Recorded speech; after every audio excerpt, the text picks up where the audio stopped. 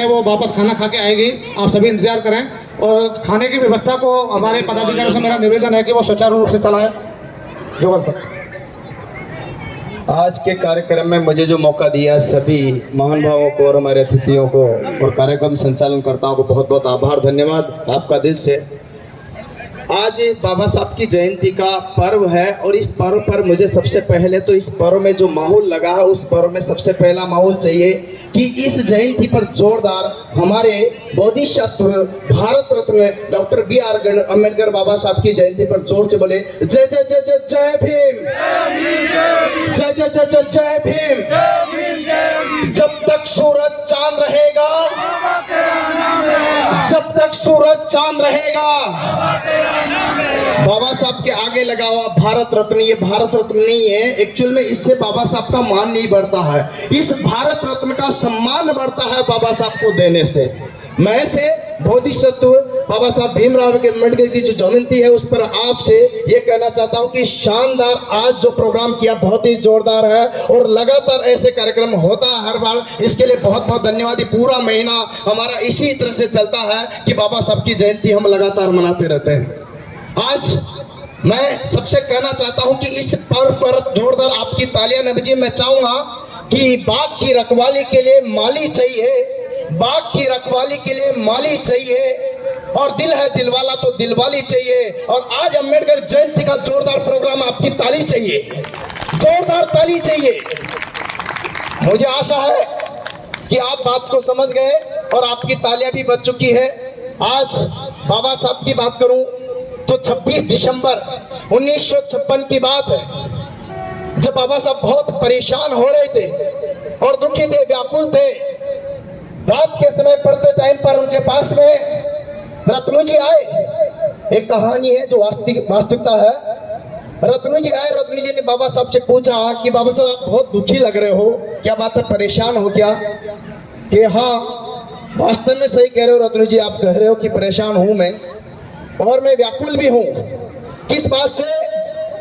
कि आज मैंने मेरे पूरे बच्चों का, सभी बच्चों का बलिदान, घर वालों का त्याग, मतलब इतना सारा सब कुछ जीवन त्याग दिया और हमारे बहुजन समाज को एक करने के लिए, इसको आगे बढ़ाने के लिए, इनको समानता का अवसर दिलाने के लिए, इनको बंधुता का अवसर दिलाने के लिए, इनको सभी को सबसे पहली पंक्ति में लाने के लिए मैंने बहुत प्रयास किया और आज पूरा का पूरा संविधान भी लिख डाला और संविधान लिख करके इनको अवसर दिए और अवसर दे करके मुझे आज इस बात से बहुत दुखी हूं कि मेरे जाने के बाद या मेरे रहते हुए मुझे एक भी इसमें ऐसा नहीं मिल रहा जो इस कारवा को लंबे टाइम तक आगे ले सके और इस गरीब, ये पिछड़ी, अछूत या जो जिसको तिरस्कार भरी जाती है उसे देखा जाता है, उनको बराबर का दर्जा दिला करके आगे लगातार बढ़ाया जा सके। इससे बाबा साहब दुखी थे और दुखी होकर उन्होंने रत्नू जी से कहा, लेकिन दुर्भाग्य रहा कि जब रत्नू जी सुबह आए तो बाबा साहब 26 दिसंबर 1956 को नहीं रहे और उन्होंने कहा कि यही बात कही थी उन्होंने कि हमारे से यहाँ पर संविधान का लाभ लेकर के sir doctor, engineer, collector, IAS, IPS, पटवारी, कांस्टेबल, ग्राम सेवक, रेलवे में, इंजीनियर में, SSC में, बैंक में हजारों प्रकार की भर्तियों में नौकरियां लग जाते हैं, लेकिन जिसकी नौकरी लगी सर वो हम दो, हमारे दो में बढ़ जाते हैं, मेरी बीबी और मेरे बच्चे, मैं हूँ। हमारी समाज जो गरीब पिछड़ी हुई है, आज भी गाँव में जो है हमारी ऐसी स्थिति बहुत बुरी, गंभीर, उससे हम जो है आज भी जुटे हैं। आज 95% गरीब भाई हमारे गाँव में बैठे, उनके बारे में कोई नहीं देखता। हम दो, हमारे दो की जो है पेड़ी चल गई। इसी से बाबा साहब परेशान थे कि जितने भी शिक्षित हो गए, पढ़ गए, वो अपने अलग होते चले गए। उन्होंने एक अलग खेमा बना लिया, अलग जाति बना लिया, अलग धर्म बना लिया, अलग लोगों के साथ रहने लगे और हमारे वंचित जो लोग हैं, जो बहुजन रह गए हैं, उनके बारे में वो नहीं सोचते हैं। आज यही पढ़े लिखे 10%, 5%, 2% लोग अगर उन गरीबों के बारे में सोच ले, अपनी आय का 5%, 2% इस बाबा साहब ने कहा था, उन गरीबों को ले दे दे, तो मैं कहता हूं एक भी गरीब नहीं रहेगा, सब बराबर के दर्जे में आ जाएंगे, सबको समानता का अधिकार मिलेगा और बाबा साहब का मिशन साकार होगा। वो दिन बाबा साहब आज भी देख करके खुश हो जाएंगे, क्योंकि बाबा साहब ने कहा था संविधान लिखते टाइम पर, कहा था कि ये संविधान नहीं है, ये संविधान नहीं है, ये एक ऑपरेशन है, ऑपरेशन जो रानी के पेट में घुस करके किया गया है, जो रानी के पेट में घुस करके किया गया है।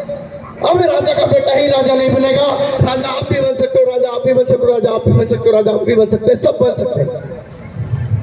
विडम्बना इस बात की है कि आज 5000 से भी ज्यादा जातियों में ओबीसी वाले बटे हुए हैं, 700 से भी ज्यादा जातियों में एसटी वाले जो बटे हुए हैं, और 1200 से भी ज्यादा जातियों में एससी वाले बटे हुए हैं।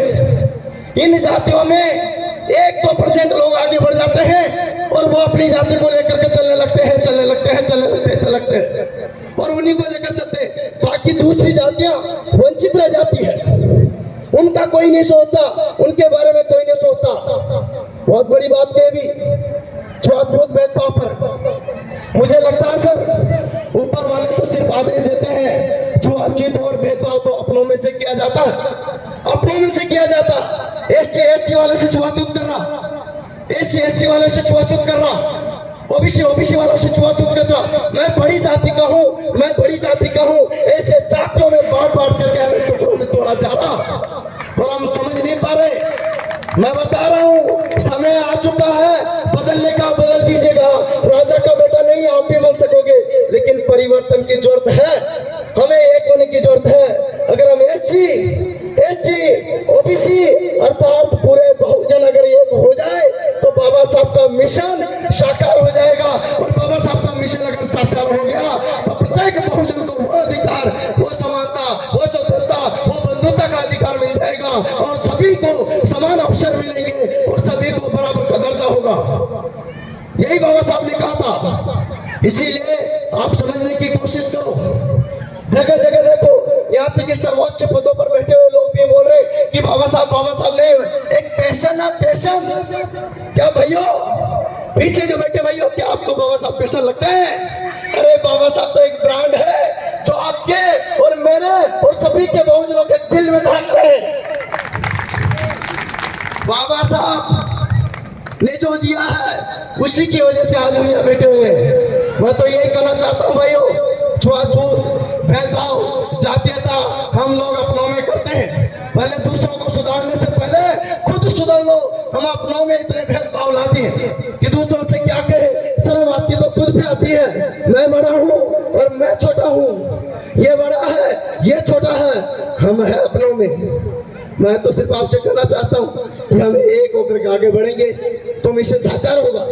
और अंत में मैं मेरी बात को 2 शब्दों में विराम देना चाहता हूँ, ध्यान से सुनिएगा।